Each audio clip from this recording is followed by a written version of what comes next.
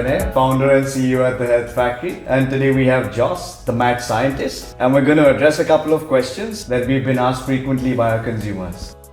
People have a lot of concerns about gluten content in their food. Can we talk about some of the misconceptions about gluten? So basically, gluten is only bad for you at the moment you have a celiac disease. But people who tend to eat gluten-free breads have different kinds of consumption, and they will eat breads or foods that have higher amounts of fiber, and that higher amount of fiber will give them alleviation of something like an irritable bowel syndrome. Basically, that's it. So it's not that gluten is bad, it's more deficiency in other types of foods. But I often hear even consumers speak about bloating. Yeah. Could that be gluten? No. No, right? No. Okay. Are the Health Factory breads low in sugar content compared to the other brands in the market? Depends where you look at. If you look at Europe, then definitely no. But if you look at some other brands here in India, then yes. And brands in US, UK, the same. Speaking about sugar in the back panel, to me I found that very misleading. And if you could throw some light on what total sugars versus added sugars could mean, and what kind of sugar comes in from natural flour, and what would be an added, if you could just throw some light on that. Yeah, sure. So if you look at flour in general, the way you call it maida has about 72% carbohydrates, of which roughly 2-3% is sugar, which is natural present sugar. So zero maida, whole wheat, has around 68, so 4% less carbohydrates, and with that also a little bit less natural present sugar. So if you have just a plain bread, where you just add flour, salt, yeast, water, then you'll have only that little amount of sugar that's being naturally present in the product. Okay, so a quick follow-on question. Is total sugar a combination of natural sugars plus added sugar? Yeah. So technically you're saying if the bread was 100% zero maida, the natural sugar present in the product would be give or take around 1 to 2%? No, normally it should be even lower. And the added sugar is what, for example, would be add to the other 1 or 2%? Yeah, but the thing is the added sugar is something you cannot trace. So if you're doing a calculated math on nutritional panel, then you would understand how much sugar is actually in there. If you would send it to a lab for analysis, you will not be able to define what is added sugar and what is not added sugar.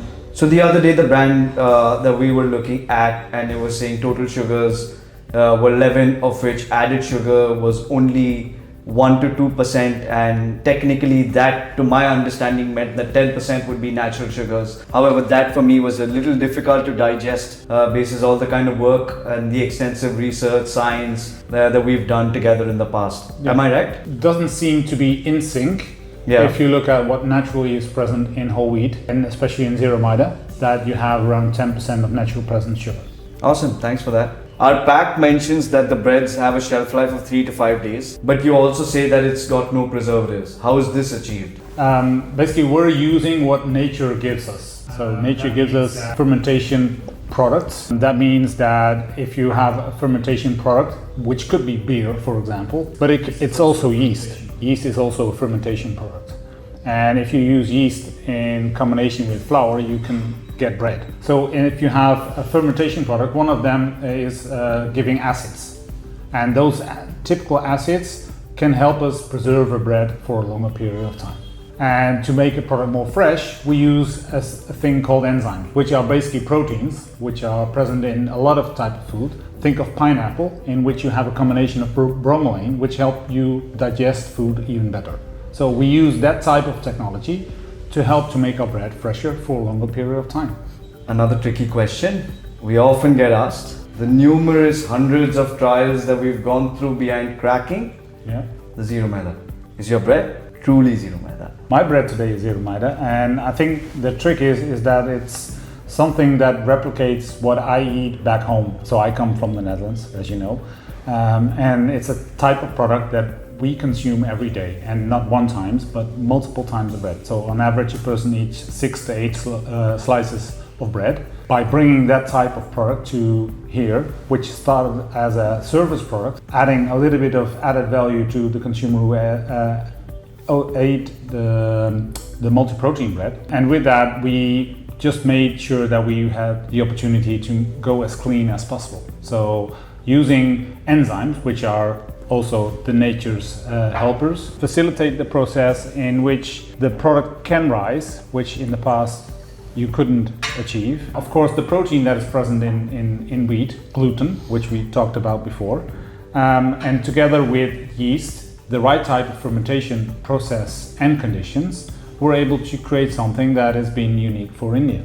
It has been one of the hardest product to crack, while it sounds as simple as zero maida, but in combination with low sugar, low fat, by ensuring no chemicals, no preservatives, no emulsifiers. Honestly, it's been hard, but we smashed it. So yeah, thank you. And we move on to the next one. Why does the Health Factory Zero Maida bread cost slightly more than regular breads? For me, that's not easy to answer because it's a part of which I have no influence on. So I don't have influence on sourcing. But what I do know is that the process that we use is a very artisanal process. So every bread is at this moment still handmade and hand-packed, which is labor intensive. And with that, you have a slightly higher cost compared to a normal bread. Then the fact that the enzymes that we use are a little bit more expensive than chemical additives give you a slightly higher cost. I genuinely believe that in the food industry, quality doesn't mean continuous improvement in the product, but also means consistency to replicate that same product again and again and again and again. Even though it's an endless and tiring exercise, just to keep that going is a challenge. How do you ensure that? Is when you don't compromise on your ingredients, when you buy from the best sources, as a result of which, yes, we may be slightly more expensive, but honestly, that's actually showing in the repeatability in which the consumers are actually buying the products. Our products today are being consumed on repeat and have actually made it into the houses of thousands of people. So that's a little bit on why we're slightly more expensive as well.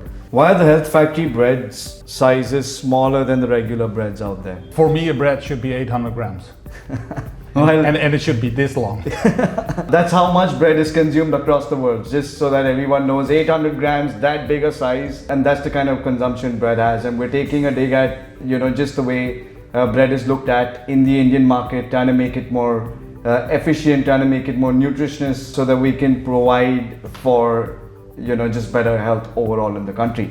What can we expect from the Health Factory next? So one of the things that we looked into a little bit more detail in the past weeks were a pizza base for people to take home, and we've been working a little bit on milk bread. So I think two very nice innovations from that direction. I think that if you look all in all, that the previous thing we did in my previous visit was of course a more affordable protein bread, and I think with that we bring people closer to solving their protein deficiency, as on average 80% of the Indians have not enough proteins in their diet. They only get at least 75% of the proteins they need. So with that we tap in a little bit of the health. Next to that we have our zero maida bread. So that's a little bit from what the Health Factory is doing next. And to wrap this up, I'd like you to address the importance of fiber, which is not spoken about at a very large scale. No, that's a big load to put on me. But but roughly said, 90% of all consumers worldwide, perhaps even more, are fiber deficient. So on average, we get anywhere between 15 and 25 grams of fiber a day, where the average recommendation is around 35 to 40 grams. So, which is a lot. Every 140 calories you take in, you need to have at least 2 grams of fiber coming in. Those can be both digestible as non-digestible. So to make it very difficult, the digestible parts come from fruits and veg, and the non-digestible roughly come from grains. They have multiple health benefits. Combination of all those benefits lead to an improved heart health, reduction of cholesterol, increasing satiety, so may reduce your appetite. You have to be careful putting in on any health claim from that aspect, because not everywhere those health claims are approved. But there is a clear correlation between that. Your gut seems to be what your immune system is for your body, but then for your brain, for your well-being, so both mentally as well as physical. Even when I come here to India, I see a lot of people having problems with the bowels in them. Having going to the toilet, the stool is very soft. They have stomach aches and things like that. So they would benefit from more whole grain food. And it doesn't have to be just zero maida bread. It could also be other whole grain foods. So all the combination of all those different things will help create a much better health and a much better well-being for people just by increasing your fiber intake. And of course, the Zero Maida launch helps a lot with it. And yeah, perhaps in 1 or 2 years, the Indian market will be ready for also fiber-enriched type of products, like a fiber-enriched bread. And that also is honestly a very big challenge. When the amount of fiber in the product goes high, how do you make bread that is still not so dense, rubber-like, brick-like, but still get it that nice texture, fluffiness, taste. And you toast it, you'll absolutely fall in love. It's phenomenal. It tastes amazing. I'm happy that you've showed me more of India than just Mumbai in this time. Which was a great journey, having tasted various cuisines, various different restaurants, but also homemade meals with our other team member Mohit and his family. So yeah, having experienced not only the common Indian food, but also from specific regions, desserts, it was amazing. And especially tapping into what Indians truly eat, you actually get to know more about their nutrition. And hopefully we can tap into that in the next visit. It's honestly been a lovely journey in the last 2 weeks in terms of how we've taken a look at products. And you walking around the streets, eating street food, to dining at the fancier places, and then to eating home food, I'm sure truly gives you that insight into the Indian consumers, not only palate but also nutrition. Yeah. And that definitely has been translated into product development. And the last 2 weeks, I think indeed was smashing in terms of what we've been able to produce. Samples have been passed around in the family at least. They can't wait for what's to come. I can't wait for what's to come.